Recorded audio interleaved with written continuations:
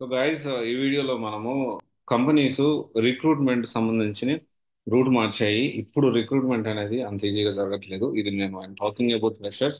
And చాలా మంది freshers విషయానికి వస్తే రిక్రూట్మెంట్ గురించి మాట్లాడుతూ ఉన్నారు.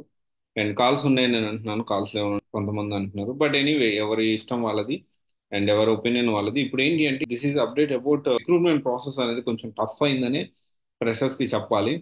సో ఎగ్జాంపుల్, వెరీ రీసెంట్ గా one of the top MNC company Flipkart company చాలా మందిని interview, already 2 rounds of interview చేసి 2 రౌండ్స్ ఆఫ్ ఇంటర్వ్యూ చేసిన తర్వాత కొంతకాలం ట్రైనింగ్ ఇచ్చి మళ్ళీ, అంటే ఫైనల్ లిస్ట్ కాదు అది, రిక్రూట్మెంట్ చేసుకున్న తర్వాత, అంటే వాళ్ళు ఓకే లిస్ట్ ఫైనల్ లిస్ట్ అయిన తర్వాత దాంట్లో నుంచి మళ్ళీ వాళ్ళకి ట్రైనింగ్ ఇచ్చి మళ్ళీ ఎగ్జామ్ ఇంటర్వ్యూ పెట్టి అప్పుడు ఫైనల్ చేస్తాం.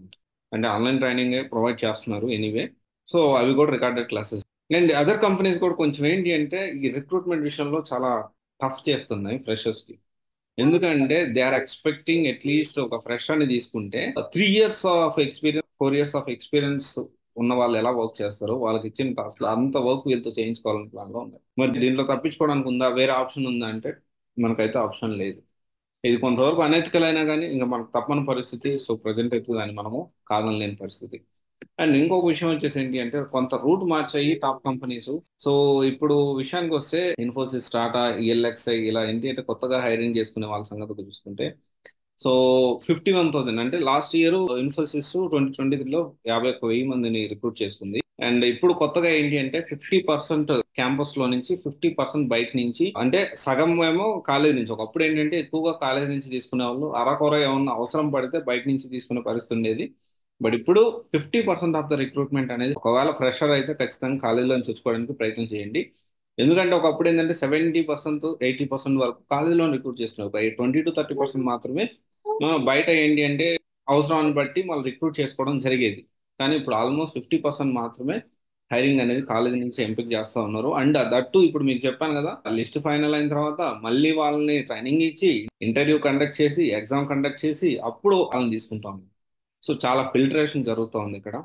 అండ్ ఖచ్చితంగా మనం, ఒకవేళ మీరు ఫైనల్ ఇయర్ లో ఉంటే మాత్రం, ఫ్రెషర్ అయితే మాత్రం వీలైనంత వరకు మీరు జాబ్ తెచ్చుకోవడానికి ప్రయత్నం చేయండి. ఇప్పుడు కూడా మీకు క్యాంపస్ లో అయినా జాబ్ త్వరగా రావాలంటే ఖచ్చితంగా మీరు కొంత స్కిల్ అనేది నేర్చుకొని ఉండాలి. ఇది ఖచ్చితంగా మీరు గుర్తుపెట్టుకోండి. ఎంఎన్సీ కంపెనీస్ ఫ్రెషర్స్ రిక్రూట్మెంట్ చేసుకునే పద్ధతి అయితే మారిందనే చెప్పాలి.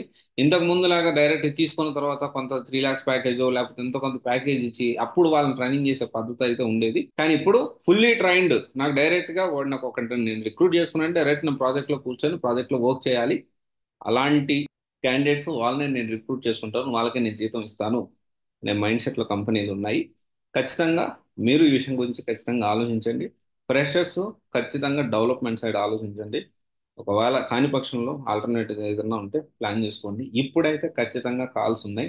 యూఎస్ లో సిచ్యువేషన్స్ వేరు, ఇండియాలో సిచ్యువేషన్స్ వేరు.